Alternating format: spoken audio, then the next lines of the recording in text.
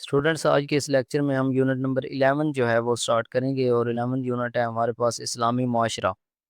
اب معاشرہ کیا ہوتا ہے؟ معاشرہ وہ ہوتا ہے جہاں پہ لوگ رہتے ہیں مل جل کر، تو اس کو ہم معاشرہ بولتے ہیں۔ تو اسلامی معاشرہ مطلب اسلام میں لوگوں کو کیسے رہنا چاہیے، ان کو کیا کیا حقوق و فرائض ہیں ایک دوسرے پر، وہ ہم ڈسکس کرتے ہیں۔ تو پیپر کے حوالے سے یہ بھی انتہائی امپورٹنٹ ہے، ایک کوسچن اس میں سے بھی لازمی آتا ہوتا ہے۔ حقوق والدین ہے، اس میں بڑے امپورٹنٹ ہیں، اولاد کے حقوق، اس کے بعد حق زوجین یعنی میاں بیوی کے حقوق ہیں، بیوی میاں کے حقوق، شوہر کے، رشتہ داروں کے حقوق، اس کے بعد ہمسایوں کے حقوق ہیں۔ تو یہ مختلف جو 4-5 حقوق ہیں نا ایک دوسرے پر معاشرے کے اندر، ان کو ہم ڈسکس کرتے ہیں۔ سب سے پہلا ہے ہمارے پاس حقوق والدین۔ اچھا، پچھلا جو ٹاپک ہے نا اس نے یہی سمجھایا کہ حقوق کیا ہوتے ہیں، حقوق کا تعارف کروایا گیا ہے۔ تو جو دوسرے لوگوں کے ذمے آپ کے ہوتے ہیں یا آپ کے ذمے دوسرے لوگوں کے ہوتے ہیں، وہ حقوق ہوتے ہیں۔ مطلب آپ پر کچھ چیزیں لازم ہوتی ہیں، فرض ہوتی ہیں کہ وہ دوسروں کے بارے میں آپ کو کام کرنے ہوتے ہیں، تو ان کو حقوق بولتے ہیں۔ اب دنیا میں انسان کے سب سے بڑے محسن اس کے والدین ہیں۔ وہ اولاد سے بے لوث محبت کرتے ہیں، یعنی بغیر لالچ کے ان کی پرورش میں تکلیفیں اور مشقتیں اٹھاتے ہیں، ان کی خوشی اور آرام کے لیے، راحت کے لیے، مسرت کے لیے اپنی ساری راحتیں قربان کر دیتے ہیں۔ اس لیے والدین کا حق اولاد پر سب سے زیادہ ہے۔ سیدھا سیدھا حقوق جو ہے نا وہ ہم یہاں پہ بیان کرتے ہیں۔ مقام والدین۔ اچھا، اولاد کی سب سے پہلی ذمہ داری ہے کہ وہ والدین کے مقام اور درجے کو پہچانے، ٹھیک ہے۔ ارشاد ربانی ہے، اللہ کریم نے ارشاد فرمایا، اور آپ کے رب نے فیصلہ فرما دیا ہے کہ تم لوگ اس کے سوا کسی کی ہرگز بندگی نہ کرو اور والدین کے ساتھ نیک سلوک کرو، ٹھیک ہے۔ اسی طرح ایک اور مقام پر ارشاد ہے، تو میرا اور اپنے والدین کا شکر ادا کر، ٹھیک ہے۔ تو کتنا بڑا رتبہ ہے، مطلب اللہ کریم نے فرمایا کہ میرا شکر ادا کر اور اپنے والدین کا شکر ادا کر۔ اس کے بعد ایک حدیث ہے، حضرت ابن مسعود رضی اللہ تعالیٰ عنہ سے روایت ہے کہ میں نے رسول اللہ صلی اللہ علیہ وسلم سے پوچھا کہ کون سا عمل خدا کے نزدیک سب سے زیادہ پیارا ہے، تو آپ صلی اللہ علیہ وسلم نے فرمایا وہ نماز جو بر وقت پڑھی جائے۔ پھر میں نے پوچھا اس کے بعد کون سا کام ہے سب سے زیادہ محبوب، تو آپ صلی اللہ علیہ وسلم نے فرمایا والدین کے ساتھ نیک سلوک۔ تو یہ والدین کا مقام ہے، یعنی قرآن و حدیث کی روشنی میں والدین کا مقام۔ اس کے بعد ان کا ادب و احترام ہے۔ اب والدین کا ادب کرنا، احترام کرنا، عزت سے بات کرنا، یہ بھی بہت ضروری ہے۔ ایک بار حضرت ابو ہریرہ نے 2 آدمیوں کو دیکھا، ان میں سے ایک سے پوچھا یہ تمہارے کون ہیں؟ اچھا، والدین کے احترام کے بارے میں نا اللہ تعالیٰ کا ارشاد ہے، قرآن مجید کی آیت ہے کہ تم ان کے سامنے اف تک بھی نہ کرو اور نہ ہی ان کو جھڑکو اور ان سے ادب سے بات کرو، یعنی ادب کے بارے میں آیت ہے۔ تو حضرت ابو ہریرہ نے 2 آدمیوں کو دیکھا، ایک سے پوچھا یہ تمہارے کون ہیں؟ اس نے کہا حضرت یہ میرے والد محترم ہیں۔ آپ نے فرمایا دیکھو، کبھی ان کا نام لے کر نہ پکارنا، نہ کبھی ان کے آگے چلنا، اور نہ کسی مجلس میں ان کے بیٹھنے سے پہلے بیٹھنے کی کوشش کرنا۔ تو یہ آداب ہے۔ اس کے بعد ہے والدین سے حسن سلوک۔ حسن سلوک کے بارے میں بھی اللہ تعالیٰ کا ارشاد ہے کہ ہم نے انسان کو ماں باپ کے ساتھ بھلائی کرنے کی تاکید کی ہے۔ حضور صلی اللہ علیہ وسلم نے بھی ارشاد فرمایا جس آدمی نے والدین کے ساتھ بھلائی کی اس کے لیے خوشخبری ہے کہ اللہ تعالیٰ اس کی عمر دراز فرمائے گا۔ حضور صلی اللہ علیہ وسلم نے یہ بھی فرمایا کہ جو آدمی یہ چاہتا ہے کہ اس کی عمر دراز کی جائے، یعنی لمبی کی جائے، اور اس کی روزی میں کشادگی ہو، اسے چاہیے کہ اپنے ماں باپ کے ساتھ بھلائی کرے اور صلہ رحمی کرے۔ اس کے بعد 4 ہے جی اطاعت و فرما برداری۔ اولاد کا ایک فرض یہ بھی ہے کہ وہ اپنے والدین کے ہر حکم کو بجا لائیں، ہر بات میں ان کی اطاعت کریں، خلاف شرع کاموں کے سوا، مطلب جو کام اسلام کے خلاف ہیں، شریعت کے خلاف ہیں نا، ان کے بغیر ہر بات میں والدین کی اطاعت فرض ہے۔ رسول صلی اللہ علیہ وسلم نے ارشاد فرمایا کہ اللہ کی رضا والد کی رضا میں ہے اور اللہ کی ناراضگی والد کی ناراضگی میں ہے۔ ایک آدمی نے پوچھا یا رسول اللہ صلی اللہ علیہ وسلم، والدین کا اولاد پر کیا حق ہے؟ تو آپ نے ارشاد فرمایا ماں باپ ہی تمہاری جنت اور دوزخ ہیں۔ مطلب یہ کہ ان کی فرما برداری اور ان کو راضی رکھنے کی کوشش کر کے اولاد جنت میں اپنا گھر بنا سکتی ہے، اور ان کے حقوق پامال کر کے ان کی ناراضگی کے باعث جہنم کا ایندھن بن سکتی ہے۔ ٹھیک ہو گیا۔ اس کے بعد خدمت والدین ہے۔ اولاد کی خدمت کے اولین مستحق والدین ہیں۔ بچوں کا فرض ہے کہ وہ جب جوانی کی عمر کو پہنچیں اور والدین کا شباب ڈھل جائے، یعنی والدین کی جوانی ڈھل جائے، تو انہیں نیک بدلہ دینے کی کوشش کریں۔ اس کی یہی صورت ہے کہ والدین کی خدمت کی جائے۔ قرآن مجید بھی کہتا ہے اگر ان میں سے ایک یا دونوں تمہارے سامنے بڑھاپے کی عمر کو پہنچے، یعنی تمہارے پاس بوڑھے ہو جائیں، تو ان کے آگے اف بھی نہ کرو، اور محبت سے عاجزی کا پہلو ان کے سامنے چکا دو۔ جس کے ماں باپ زندہ ہوتے ہیں، رسول صلی اللہ علیہ وسلم اس کو جہاد اور ہجرت کی اجازت نہیں دیتے تھے۔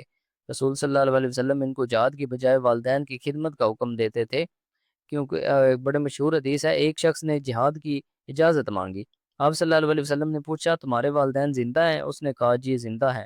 وہ فرمایا انہیں کی خدمت کا فریضہ جہاد ادا کرنا ہے، مطلب آپ ان کی خدمت کریں، یہی تمہارا جہاد ہے۔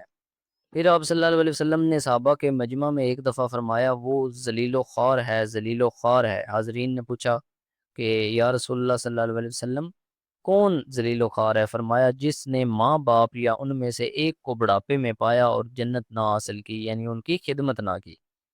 اچھا، اس کے بعد ہے مالی امداد۔ خدمت کی دو صورتیں ہوا کرتی ہیں، ایک مالی اور دوسری جسمانی۔ قرآن و حدیث سے پتہ چلتا ہے کہ ان دونوں قسم کی خدمت کے حقدار سب سے پہلے والدین ہیں۔ حکم الہی ہے کہ جو مال بھی تم خرچ کرو اس کے اول حقدار والدین ہیں۔ ٹھیک ہے، یہی وجہ ہے کہ والدین بوڑھے ہو جائے تو ان کی ضروریات زندگی کو پورا کرنا اولاد پر فرض ہے۔ ٹھیک ہے، اور اگر وہ ضرورت مند ہو تو وہ زبردستی بھی اولاد سے لے سکتے ہیں، اولاد کے مال پر ان کا پورا پورا حق ہے۔ ایک بار حضور صلی اللہ علیہ وسلم کے پاس ایک آدمی آیا اور اپنے باپ کی شکایت کرنے لگا کہ وہ جب چاہتے ہیں میرا مال لے لیتے ہیں۔ آپ صلی اللہ علیہ وسلم نے فرمایا تو اور تیرا مال تیرے باپ کا ہے۔ ٹھیک ہے، تو آپ صلی اللہ علیہ وسلم نے یہ فیصلہ فرمایا۔ اس کے بعد محبت ہے۔ اولاد کا یہ بھی فرض ہے کہ وہ اپنے والدین سے محبت اور شفقت کا اظہار کریں، جیسا کہ بچپن میں انہوں نے یعنی ماں باپ نے ان کے ساتھ اولاد کے ساتھ کیا۔ ارشاد الہی ہے اور محبت سے عاجزی کا پہلو ان کے سامنے چکا دو۔ ٹھیک ہے، یعنی والدین کے سامنے محبت سے عاجزی کا پہلو چکا دو، ان سے محبت کرنا افضل ترین عبادت ہے۔ ارشاد نبوی ہے، حضور صلی اللہ علیہ وسلم نے فرمایا جو نیک اولاد بھی ماں باپ پر محبت بری ایک نظر ڈالتی ہے اس کے بدلے میں اس کو ایک مقبول حج کا ثواب بخشا جاتا ہے، یعنی ایک جو آپ کا قبول حج ہے نا اس کے برابر آپ کو ثواب ملتا ہے۔ اگر آپ محبت سے ایک نظر ڈالتے ہیں والدین پر تو والدین کی محبت جو ہے نا اس کا بھی بڑا کردار ہے۔ اس کے بعد ہے والدین کی وفات کے بعد اس نے سلوک کی صورتیں۔ اچھا، اگر والدین فوت ہو جائیں تو اس کے بعد کیا کیا جائے؟ ماں باپ کا حق ان کے مرنے کے بعد بھی ختم نہیں ہوتا، ان کے لیے دعائیں مغفرت کرنی چاہیے، انہوں نے جو وعدے کیے تھے ان کو پورا کرنا چاہیے، ان کے رشتہ داروں اور احباب کا پاس اور لحاظ رکھنا چاہیے۔ ایک مرتبہ ایک شخص نے آپ صلی اللہ علیہ وسلم سے پوچھا یا رسول اللہ صلی اللہ علیہ وسلم کوئی ایسی نیکی جو ماں باپ کی موت کے بعد ان کے ساتھ کر سکوں؟ فرمایا ان کے لیے دعا کرو، ان کی مغفرت چاہو، ان کے بعد ان کے کیے ہوئے وعدوں کو پورا کرو، ان کے رشتہ داروں کے ساتھ حسن سلوک سے پیش آؤ، ان کے دوستوں کا عزت و احترام کرو۔ حضور صلی اللہ علیہ وسلم نے مزید فرمایا کہ ہدایت فرمائی اگر کوئی بندہ خدا یعنی خدا کا بندہ زندگی میں ماں باپ کا نافرمان رہا اور والدین میں سے کسی ایک کا یا دونوں کا اس حال میں انتقال ہو گیا تو اب اس کو چاہیے کہ وہ اپنے والدین کے لیے برابر دعا کرتا رہے اور خدا سے ان کی بخشش کی درخواست کرتا رہے، یہاں تک کہ خدا اس کو اپنی رحمت سے نیک لوگوں میں لکھ دے۔ اسی طرح آپ صلی اللہ علیہ وسلم نے بتایا سب سے بڑی نیکی اولاد کا اپنے ماں باپ کے دوستوں کے ساتھ حسن سلوک ہے۔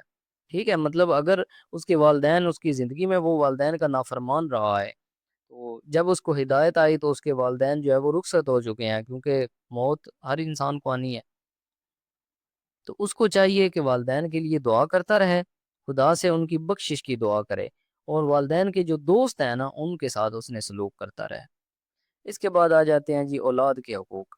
پہلے آپ نے والدین کے حقوق پڑھ لیے، اب اولاد کے حقوق۔ اسلام جو ہے نا حقوق کے معاملے میں چھوٹے اور بڑے کے درمیان کوئی تفریق نہیں کرتا، بلکہ اسلام جس طرح چھوٹوں پر بڑوں کے حق تسلیم کرتا ہے اسی طرح بڑوں پر چھوٹوں کے بھی حقوق عائد کرتا ہے۔ تو آئیے ہم دیکھتے ہیں کہ اولاد کے تعلق سے والدین کی کیا ذمہ داریاں ہوتی ہیں۔ ایک تو اولاد کی قدر و قیمت۔ اولاد کا پہلا اور اہم حق یہ ہے کہ والدین اس کی قدر و قیمت کا احساس کریں۔ اولاد سے صحیح سلوک کرنے کے لیے اولاد کی صحیح قدر و قیمت جاننا ناگزیر ہے۔ اولاد خدا کا عظیم انعام ہے، گھر کی رونق، خیر و برکت اور دین و دنیا کی بھلائی کا سامان ہے۔ اس لیے رسول خدا صلی اللہ علیہ وسلم نے خدا سے دعا کی میرے رب تو اپنے پاس سے مجھے پاکیزہ اولاد عطا فرما۔ اہل ایمان اولاد کے لیے یہ دعا کرتے رہتے ہیں کہ پروردگار ان کو ہماری آنکھوں کی ٹھنڈک بنا دے۔ ٹھیک ہو گیا۔ اس کے بعد پرورش ہے۔ اولاد کا دوسرا اہم حق یہ ہے کہ ان کی اچھی پرورش کی جائے۔ اولاد اپنے وجود کے لیے جس طرح والدین کے محتاج ہیں نا، اسی طرح اپنی نشو و نما اور پرورش اور نگرانی کے لیے بھی والدین کے محتاج ہیں۔ تو پرورش کا مطلب دو قسم کی ذمہ داریاں ہیں، بچوں کو پالنے پوسنے کی خدمت اور بچوں کے خرچ کی کفالت۔ تو بس یہ اتنا کافی ہے اس میں۔ اس کے بعد تعلیم و تربیت ہے۔ اولاد کے حقوق میں سب سے اہم یہی ہے کہ والدین ان کی تادیب کا احترام کریں، یعنی ان کی تربیت کا۔ اولاد کو نیک سعادت مند اٹھانا والدین کا دینی فریضہ بھی ہے، اولاد سے مہر و محبت کا تقاضا بھی اور اولاد کا حق بھی۔ تعلیم و تربیت کے بغیر اولاد وہ اولاد نہیں بن سکتی جو ماں باپ کے لیے آنکھوں کی ٹھنڈک، دل کا سرور، زندگی کا سہارا اور آخرت کی سرخروئی کا سامان بن سکے۔ اللہ تعالیٰ کا ارشاد ہے، اے مسلمانوں، اپنے آپ کو اور اپنی آل اور اولاد کو دوزخ کی آگ سے بچاؤ۔ ٹھیک ہے، نبی صلی اللہ علیہ وسلم فرماتے ہیں، باپ اپنی اولاد کو جو کچھ دیتا ہے اس میں سب سے بہتر عطیہ اولاد کی اچھی تعلیم اور تربیت ہے۔ ٹھیک ہے، تو اولاد کی جو اچھی تعلیم اور تربیت ہے نا، یہ بھی صدقہ جاریہ ہے۔ نماز ایک ایسی اہم عبادت ہے جو دین سے آدمی کو وابستہ رکھتی ہے۔ ٹھیک ہے، نیکسٹ یہ نماز والی آیت آ گئی ہے تو اس کو یہاں پہ نہ کرے۔ نبی اکرم صلی اللہ علیہ وسلم فرماتے ہیں، اپنی اولاد کو نماز پڑھنے کی تاکید کرو جب وہ 7 سال کے ہو جائیں، اور جب وہ 10 سال کے ہو جائیں تو ان پر نماز کے لیے سختی کرو۔ مطلب 7 سال کے ہو جائیں تو ان کو نماز پڑھنے کا کہو، جب 10 سال کے ہو جائیں تو سختی سے ان کو پڑھنے کی تلقین کرو، اور اس عمر کو پہنچنے کے بعد ان کو بستروں میں الگ الگ کر دو، مطلب الگ الگ، ان کو اکٹھا نہ سونے دو اپنی اولاد کو۔ اس کے بعد اولاد سے حسن سلوک ہے۔ چوتھا حق اولاد کا یہ ہے کہ والدین ان کے ساتھ اچھا سلوک کریں، ان کے ساتھ نرمی اور شفقت سے پیش آئیں، ان کے آرام اور آسائش کا خیال کریں، ان کے جذبات اور احساسات کا لحاظ کریں، ان کو خوش رکھنے کی کوشش کریں، اور کوئی ایسا برتاؤ نہ کریں جس سے ان کے جذبات کو ٹھیس پہنچے۔ تو یہ چیز بس چھوڑ دیں، اتنا کافی ہے۔ پیار و محبت، اولاد کا ایک حق یہ بھی ہے کہ والدین ان سے پیار اور محبت کریں، یہ اولاد کا ان پر حق ہے کہ دین کا تقاضا ہے اور نبی اکرم صلی اللہ علیہ وسلم کی سنت ہے۔ اسلام اس کو محبوب اور مطلوب قرار دے کر اس کی ترغیب دیتا ہے، البتہ یہ تاکید ضرور کرتا ہے کہ مسلمان اپنے بچوں سے دین کی روشنی میں محبت کریں۔ اپنی اولاد کو چومنا اور پیار کرنا رحم اور مہربانی کی علامت ہے۔ اس کے بعد مساوات ہے۔ مساوات بہت ضروری ہے، یعنی برابری رکھیں۔ اولاد کا ایک حق یہ بھی ہے کہ سب کے ساتھ برابری کا سلوک کیا جائے، نہ لڑکوں کو لڑکیوں پر ترجیح دی جائے اور نہ کسی بیٹے کو کسی دوسرے بیٹے پر ترجیح دی جائے۔ ایک مرتبہ ایک صحابی نے اپنے لڑکوں میں سے کسی ایک کو غلام دیا اور حضور صلی اللہ علیہ وسلم کو اس پر گواہ بنانا چاہا۔ آپ نے دریافت فرمایا، کیا تم نے اپنے سب بچوں کو ایک غلام دیا ہے؟ تو انہوں نے عرض کیا، نہیں۔ اس پر آپ صلی اللہ علیہ وسلم نے فرمایا، تو میں ایسے ظالمانہ عطیہ پر گواہ نہیں بنوں گا۔ مطلب کیا، آپ صلی اللہ علیہ وسلم نے ناراضگی کا اظہار فرمایا۔ اس کے بعد اولاد کی شادی، اولاد کا نکاح کرنے کی ذمہ داری بھی والدین پر ہے۔ اولاد کی شادی سماجی ذمہ داری بھی ہے اور ماں باپ کی دلی تمنا بھی۔ اسلام بھی اس کی ترغیب اور ہدایت دیتا ہے۔ لڑکا ہو یا لڑکی، جب وہ جوان ہو جائے تو ماں باپ کی تمام ذمہ داریوں میں سے اہم ذمہ داری یہ ہے کہ وہ اس کے لیے مناسب رشتے کی فکر کریں، اور جو ہی رشتہ مل جائے فوراً اسے نکاح کے رشتے میں باندھ دیں۔ اسلام کی ہدایت کی روشنی میں مناسب رشتہ مل جانے کے بعد پھر بے وجہ تاخیر یا ٹال مٹول ہرگز صحیح نہیں ہے۔ حضور صلی اللہ علیہ وسلم کا ارشاد ہے کہ 3 چیزوں میں دیر نہیں کرنی چاہیے: فرض نماز میں جب اس کا وقت ہو جائے، نماز جنازہ میں جب میت سامنے ہو، اور اولاد کی شادی میں جب ان کا مناسب رشتہ مل جائے۔ تو شادی میں تاخیر کا وبال صرف یہی نہیں کہ خدا نخواستہ کوئی بری صورت سامنے آئی تو رسوائی ہوگی، بلکہ اسلام کی نگاہ میں والدین گنہگار بھی ہوں گے۔ ٹھیک ہے، ارشاد نبی صلی اللہ علیہ وسلم ہے، جس شخص کو خدا اولاد سے نوازے تو اس کا کام یہ ہے کہ وہ اس کا اچھا سا نام رکھے، اچھی تربیت دے، اور جب وہ بالغ ہو جائے تو اس کا نکاح کر دے۔ اگر بالغ ہونے پر اس نے نکاح نہ کیا اور وہ کسی گناہ میں پڑ گئی یا پڑ گیا تو اس کا وبال اس کے باپ پر ہوگا۔ ٹھیک ہو گیا۔ اور ایک اور موقع پر فرمایا کہ تورات میں لکھا ہوا ہے، جس شخص کی بچی 12 سال کی عمر کو پہنچ گئی اور اس نے بچی کا نکاح نہیں کرایا اور وہ کسی غلطی میں مبتلا ہو گئی تو اس کی غلطی کا وبال بھی اس کے باپ پر ہوگا۔ اچھا، اس کے بعد آ جاتے ہیں حق زوجین، یعنی زوجین کے حقوق، میاں بیوی کے حقوق۔ ماں باپ اور اولاد کے بعد قریب ترین تعلقات کی فہرست میں تیسرا درجہ ہوتا ہے میاں بیوی کا۔ حقیقت یہ ہے کہ ان تعلقات کی استواری پر گھر کی خوشحالی کا انحصار ہے۔ میاں بیوی کا تعلق اسلام کی نظر میں بہت اہم اور مقدس ہے۔ اسلام کا معاشرتی نظام خاندان کی بنیاد پر قائم ہے اور خاندان بیوی کے تعلق سے پیدا ہوتا ہے۔ اسلام ہر خاندان کو میل محبت اور ہمدردی سے مالا مال اور آپس کے تعلقات کے لحاظ سے زیادہ خوشحال دیکھنا چاہتا ہے۔ اچھا، مفہوم اور حقیقت۔ زوجین کے معنی ہیں شوہر اور بیوی۔ حقوق زوجین سے مراد ہیں وہ حقوق جو میاں بیوی دونوں پر ایک دوسرے کے لیے عائد ہوتے ہیں۔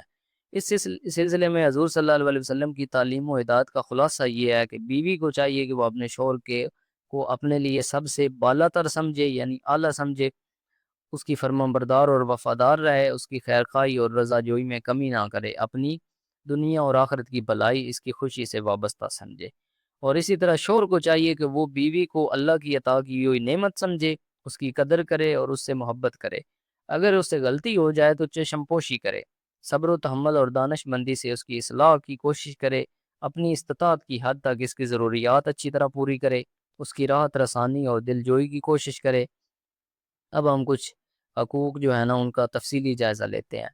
بیوی کے حقوق یا شوہر کے فرائض، مطلب بیوی کے کیا حقوق ہیں شوہر پر، اور شوہر کی کیا ذمہ داریاں ہیں بیوی کی نسبت سے۔ اخلاص اور محبت۔ پہلی ذمہ داری تو یہ ہے کہ وہ پیار سے پیش آئے، اخلاق اور محبت کرے، اخلاص سے پیش آئے۔ بیوی یا عورت اللہ کی نشانیوں میں سے ایک نشانی اور سکون قلبی کا ذریعہ ہے۔ اللہ تعالیٰ کا ارشاد ہے، اور خدا کی نشانیوں میں سے ایک یہ ہے کہ اس نے تمہاری جنس سے تمہاری بیویاں پیدا کیں تاکہ تم ان کے پاس سکون پاؤ، اور تمہارے آپس میں پیار اور اخلاص پیدا کیا۔ جو لوگ سمجھ سے کام لیتے ہیں ان کے لیے اس میں بڑی نشانیاں ہیں۔ تو اس آیت سے واضح ہوتا ہے کہ بیوی جو ہے اللہ کی نعمت ہے اور اللہ کی نشانیوں میں سے ایک نشانی ہے، اس کی قدر کرنی چاہیے، اخلاق سے پیش آنا چاہیے۔ اس کے بعد ہے مہر کی ادائیگی۔ مرد کا ایک فرض یہ بھی ہے کہ مہر ادا کرے۔ مہر اس رقم کو کہتے ہیں جو حق زوجیت کے عوض بیوی کو دی جاتی ہے، ٹھیک ہے، نکاح کے عوض جو دی جاتی ہے۔ یہ رقم عورت کی عزت اور تکریم کے لیے شریعت نے لازم قرار دی ہے۔ اس میں اور بھی مصلحتیں ہیں، حکم الہی ہے، اور عورتوں کے مہر خوش دلی سے ادا کرو۔ رسول صلی اللہ علیہ وسلم کا فرمان ہے، جس نے زر مہر کے عوض کسی عورت سے نکاح کیا اور نیت رکھی کہ ادا نہ کرے گا تو وہ زانی ہے، یعنی وہ پھر اس کا نکاح نہیں ہے، وہ زنا کر رہا ہے۔ اچھا، اس کے بعد نان و نفقہ ہے۔ اسلامی قانون معاشرت میں مرد کی حیثیت نگران کی ہے، یعنی مال خرچ کرنا، بیوی کو اس کی ضروریات زندگی مہیا کرنا، بیوی کی تمام جائز حاجات کو پورا کرنا اس کا فرض ہے۔ تو مختصر الفاظ میں ان پر نان و نفقہ کا لفظ بولا جاتا ہے، یعنی اس کے کھانے پینے، اس کی ضروریات کا خیال رکھنا۔ قرآن نے ایک اصول یہ بھی بیان کیا ہے کہ عورت کا نان و نفقہ دولت مند پر اس کی حیثیت کے مطابق ہے اور مفلس پر اس کی طاقت کے مطابق ہے۔ ٹھیک ہو گیا۔ اس کے بعد حسن سلوک ہے۔ مرد کا چوتھا فرض یہ ہے کہ وہ حسن سلوک سے پیش آئے عورت سے۔ اللہ تعالیٰ نے بھی ارشاد فرمایا ہے، عورتوں کے ساتھ نیک سلوک کرو، اے مسلمانوں اپنی بیویوں سے حسن سلوک کرو۔ ٹھیک، حضور صلی اللہ علیہ وسلم نے ہدایت فرمائی کہ عورتوں کے ساتھ نیک سلوک کرو۔ قرآن مجید میں ارشاد ہے کہ اے مسلمانوں اپنی بیویوں سے حسن سلوک کرو۔ اچھا، بیوی کی تربیت۔ شوہر کا یہ بھی فرض ہے کہ وہ اپنی بیوی کو دین کے احکام پر چلنے کی تلقین کرے۔ رسول صلی اللہ علیہ وسلم نے فرمایا، کلکم رائن وکلکم مسئول عن رعیتہ، یعنی تم میں سے ہر شخص جو ہے وہ نگہبان ہے اپنی رعایا کا، چاہے جہاں جہاں پہ بھی وہ ہے، اور تم میں سے ہر شخص اس کے فرائض کی بازپرس کی جائے گی، یعنی اس سے اس کی رعایا کے بارے میں سوال کیا جائے گا۔ تو خامد جو ہے نا وہ اپنی بیوی اور بچوں کا نگران ہے، رعایا کا نگران ہے، تو گویا خامد سے بھی اپنی بیوی اور بچوں کے بارے میں سوال کیا جائے گا۔ ٹھیک ہے۔ اچھا، اس کے بعد عدل و مساوات ہے۔ مرد کا ایک فریضہ یہ بھی ہے کہ عورت کے ساتھ عدل اور انصاف کرنا۔ ایک بیوی کے سلسلے میں پورے حقوق کی ادائیگی ضروری ہے، اور یہی عدل ہے۔ اگر ایک سے زائد بیویاں ہوں تو ان سب کے درمیان پورا انصاف قائم رکھنا یہ فرض ہے، قرآنی حکم ہے۔ کسی بیوی کی جانب اتنا نہ جھکو کہ دوسری نظر انداز ہو جائے۔ رسول صلی اللہ علیہ وسلم نے فرمایا، جو شوہر کسی بیوی کی طرف زیادہ التفات کرے گا وہ قیامت کے دن مفلوج اٹھایا جائے گا۔ ٹھیک ہوگا، یعنی اس کا آدھا حصہ بیکار ہوگا۔ اس کے بعد ظلم و زیادتی سے پرہیز کرنی چاہیے۔ مرد کے لیے لازم ہے کہ وہ عورت پر کوئی ظلم، کوئی زیادتی نہ کرے۔ اس کے بعد شوہر کے حقوق ہیں بیوی پر۔ اب بیوی کا کیا فرض ہے؟ بیوی کا فرض ہے کہ وہ شوہر کا ادب و احترام کرے، یہ اس کا پہلا حق ہے۔ رسول صلی اللہ علیہ وسلم نے فرمایا عورت پر سب سے بڑا حق اس کے شوہر کا ہے۔ اچھا، اس کے بعد اس کی اطاعت و فرما برداری کرے، یعنی اس کا حکم بجا لائے، جس کام کا وہ حکم دے اس کو پورا کرے، اور جس کام سے منع کرے اس سے رک جائے۔ قرآن مجید میں بھی ارشاد ہے نیک بیویاں شوہروں کی فرما بردار ہوتی ہیں۔ نیکسٹ ہے عظمت و آبرو کی حفاظت، یعنی عورت کی عزت اور عورت کا فرض ہے کہ وہ مرد کی عزت اور آبرو، اپنی عزت اور آبرو کی بھی حفاظت کرے، اور مرد کا جو مال ہے اس کی بھی حفاظت کرے۔ عفت و پاک دامنی عورت کا سب سے بڑا جوہر ہے۔ اس کے بعد خامند کی خوشنودی، بیوی کے لیے لازم ہے کہ وہ اپنے خامند کی مزاج شناس ہو، اس کو خوش رکھے، اسے ناراض نہ کرے۔ حضور صلی اللہ علیہ وسلم نے فرمایا جو عورت اس حالت میں دنیا سے جائے کہ اس کا شوہر اس سے راضی اور خوش ہو تو وہ جنت میں جائے گی۔ ٹھیک ہے۔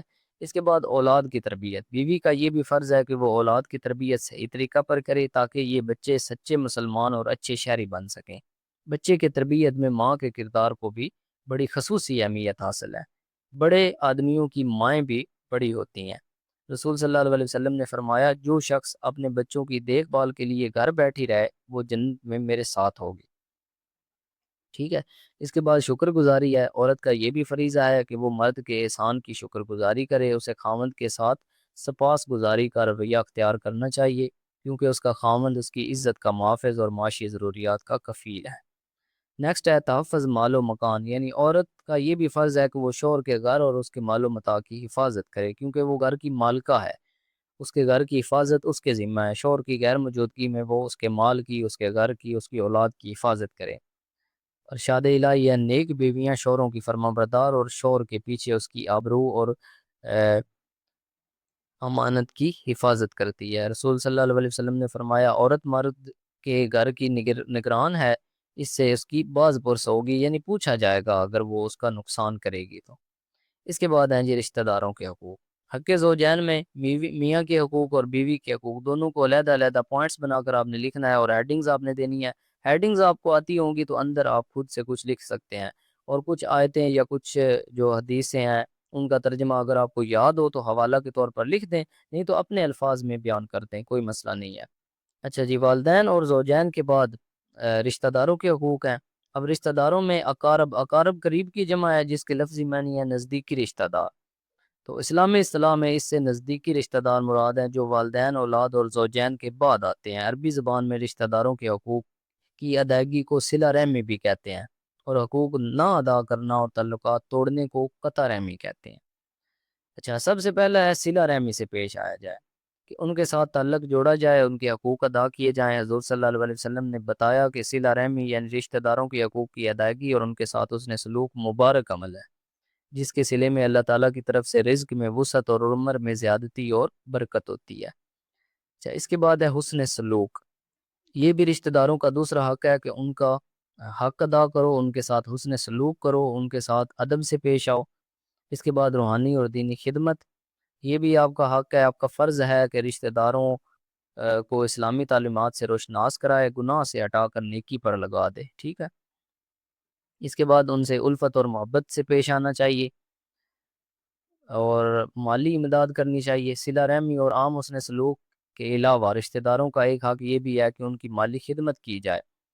ارشاد باری تعالیٰ ہے کہہ دیجئے اے پیغمبر صلی اللہ علیہ وسلم کہ جو اچھی چیز تم خرچ کرو اس پر سب سے پہلے والدین کا حق ہے، اس کے بعد قرابت داروں کا، اس کے بعد یتیموں اور مسکینوں کا، یعنی والدین کے بعد دوسرا حق جو ہے وہ رشتہ داروں کا ہے۔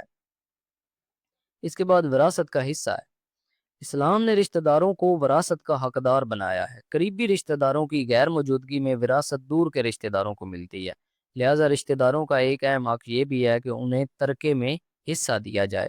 قرآن کریم میں اللہ تعالیٰ نے تمام رشتہ داروں کے حصے مقرر کر دیے ہیں، اور مومنوں کو حکم دیا ہے کہ کسی شخص کی وفات کے بعد اسی تناسب سے مرنے والے کی جائیداد کا تقسیم ہو۔ اللہ تعالیٰ کا ارشاد ہے ماں باپ اور رشتہ داروں کے ترکے میں مردوں کا بھی حصہ ہے اور عورتوں کا بھی حصہ ہے۔ ٹھیک ہو گیا؟ تو یہ رشتہ داروں کے حقوق ہیں۔ مختلف پوائنٹس آپ نے بنا لینے ہیں، اس میں آپ پھر اپنے الفاظ سے اپنی ایکسپلینیشن دیتے رہیے گا۔ اس کے بعد ہمسایوں کے حقوق ہیں۔ ہمسائے ہوتے ہیں پڑوسی جو آپ کے گھر کے آس پاس رہنے والے ہیں۔ تو اسلام کی روح سے پڑوسی اور ہمسایہ صرف وہی نہیں جو کسی کے مکان کے برابر میں رہتا ہے، بلکہ اگر کسی کے ساتھ محبت اور رابطہ کی کوئی دوسرا تعلق بھی ہو نا تو اسے بھی ہمسائیگی کے ذیل میں شمار کیا جاتا ہے۔ مثلا ایک سفر کے دو رفیق، ایک مدرسے کے دو طالب علم، ایک کارخانے کے دو ملازم، ایک استاد کے دو شاگرد، ایک دکان کے دو شریک۔ اس طرح اسلام نے ہمسائے کے مفہوم کو وسیع سے وسیع تر بنا دیا ہے، جس کے دائرے میں ہم سفر، ہم جماعت اور رفقائے کار سب آ جاتے ہیں۔ اللہ تعالیٰ کا ارشاد ہے، اور والدین اور قرابت داروں اور یتیموں اور مسکینوں اور قرابت والے پڑوسیوں اور اجنبی پڑوسیوں اور پاس بیٹھنے والوں کے ساتھ احسان اور سلوک سے پیش آؤ۔ تو اب اس میں تین قسم کے ہمسائے جو ہے نا پڑوسی وہ شامل کیے گئے ہیں۔ ایک وہ جو عزیز بھی ہوں اور پڑوسی بھی، یعنی رشتہ دار بھی ہوں اور پڑوسی بھی ہوں۔ دوسرے وہ جو پڑوسی ہوں، صرف پڑوسی۔ اور تیسرے وہ جو پاس بیٹھنے والے ہوں۔ تو اس میں ہر قسم کے ساتھی اور رفقائے کار آ جاتے ہیں۔ اب ہے جی پڑوسیوں کی فضیلت اور اہمیت۔ اب اس کی فضیلت اور اہمیت کا انداز آپ یہاں سے لگا سکتے ہیں کہ رسول صلی اللہ علیہ وسلم نے ارشاد فرمایا، اللہ کے خاص قاصد یعنی پیغام لانے والے جبرائیل علیہ السلام پڑوسی کے حق کے بارے میں مجھے اللہ تعالیٰ کی طرف سے برابر وصیت اور تاکید کرتے رہے، یہاں تک کہ میں خیال کرنے لگا کہ وہ اس کو وارث قرار دیں گے۔ ٹھیک ہے، مطلب رسول صلی اللہ علیہ وسلم نے فرمایا کہ جبرائیل علیہ السلام نے اللہ کا حکم مجھے پڑوسیوں کے بارے میں اتنا سنایا، اتنے ان کے حقوق بتائے کہ میں خیال کرنے لگا کہ شاید اللہ کریم پڑوسی کو جائیداد میں وارث نہ مقرر کر دیں، یعنی ان کو وراثت میں حصہ ہی نہ دلوا دیں۔ تو رسول صلی اللہ علیہ وسلم نے فرمایا، اس ذات کی قسم جس کے ہاتھ میں میری جان ہے، اس وقت تک بندہ مومن نہیں ہو سکتا جب تک اپنے بھائی اور پڑوسی کے لیے وہی پسند نہ کرے جو اپنی ذات کے لیے پسند کرے۔ اسی طرح ایک اور مقام پر فرمایا کہ اللہ کے نزدیک پڑوسیوں میں سب سے بہتر وہ ہے جو اپنے پڑوسی کے لیے بہتر ہے۔ نیکسٹ ہے جی حقوق۔ پڑوسیوں کے حقوق کی تفصیل یہ ہے، ایک تو پڑوسیوں کا عزت و احترام کیا جائے۔ اس میں 2 4 5 لائنیں آپ نے خود سے لکھ لینی ہے کہ پڑوسی جو ہے نا ان پر غلط الزام نہیں لگانے چاہیے، ان کے مال و متاع، ان کی عزت و ناموس کی حفاظت کرنی چاہیے۔ اس کے بعد حسن سلوک سے پیش آنا چاہیے، ان کی خیر خواہی کا جذبہ رکھنا چاہیے، یعنی ان کے نقصان کا جذبہ نہ ہو بلکہ ان کے فائدے کا، ان کی بھلائی کا جذبہ ہو، دین و دنیا کی بھلائی۔ اس کے بعد امداد و اعانت، اگر پڑوسی جو ہیں وہ کمزور ہیں مالی طور پر، ان کی مالی امداد کرنی چاہیے۔ اس کے علاوہ ان کی اعانت کرنی چاہیے، اگر وہ بیمار ہوں تو ان کی بیمار پرسی کرنی چاہیے۔ تعلیم و تربیت کا خیال رکھنا چاہیے، ٹھیک ہے، ان کو اچھی تعلیم دلوانے میں کردار ادا کرنا چاہیے۔ اس کے بعد تحائف کا تبادلہ، پڑوسیوں کو تحفے تحائف دینے چاہیے، اس سے محبت، الفت، یگانگت بڑھتی ہے، تو آپس میں تحفے تحائف بھی دینے چاہیے۔ اچھا، اس کے بعد نیکسٹ ہے جی ایذا رسانی سے پرہیز۔ پڑوسی کو ایذا نہیں یعنی تکلیف نہیں دینا چاہیے، یہ بھی اس کے حقوق میں شامل ہے۔ رسول صلی اللہ علیہ وسلم نے فرمایا، جو شخص خدا اور یوم آخرت پر ایمان رکھتا ہے اس کو چاہیے کہ اپنے پڑوسی کو تکلیف نہ دے۔ آپ صلی اللہ علیہ وسلم نے بتایا، وہ آدمی جنت میں داخل نہ ہو سکے گا جس کی شرارتوں اور ایذا رسانیوں سے اس کے پڑوسی محفوظ نہ ہوں۔ تو یہ بھی ضروری تاکید ہے کہ پڑوسیوں کو آپ نے ایذا رسانی نہیں دینی۔ آپ صلی اللہ علیہ وسلم نے یہاں تک تاکید فرمائی، اگر تم کوئی پھل خرید کر لاؤ تو اس میں سے پڑوسی کے ہاں بھی ہدیہ بھیجو، اور اگر ایسا نہ کر سکو تو اس کو چھپا کر لاؤ کہ پڑوس والوں کو خبر نہ ہو، اور اس کی بھی احتیاط کرو کہ تمہارا کوئی بچہ وہ پھل لے کر گھر سے باہر نکلے کہ پڑوسی کے بچے دیکھ کر دل میں اسے دیکھ کر جلن اور دکھ پیدا نہ ہو۔ تو اسلام میں اس حد تک پڑوسیوں کے حقوق پر زور دیا گیا ہے۔ تو یہاں تک ہمارا یہ والا جو یونٹ ہے نا یہ اینڈ ہو چکا ہے۔ اب اس میں ہم نے 3 4 قسم کے حقوق پڑھے ہیں۔ سب سے پہلے ہم نے والدین اور اولاد کے حقوق پڑھے ہیں، پھر ہم نے زوجین کے حقوق پڑھے ہیں، شوہر کے بیوی پر اور بیوی کے شوہر پر۔ اس کے بعد ہم نے رشتہ داروں کے حقوق، اور پھر اینڈ پہ ہم نے پڑوسیوں کے حقوق پڑھے ہیں۔ تو یہ سارا یونٹ یہاں پہ کور ہو چکا ہے اس ایک لیکچر کے اندر۔ امید ہے آپ کو اس کی سمجھ آ گئی ہوگی۔ اگر اس سے ریلیٹڈ آپ کا کوئی بھی کوشچن ہو تو آپ ایزیلی پوچھ سکتے ہیں۔ نیکسٹ لیکچر میں پھر انشاءاللہ نیکسٹ ہم سٹارٹ کریں گے۔ ملتے ہیں نیکسٹ لیکچر کے اندر۔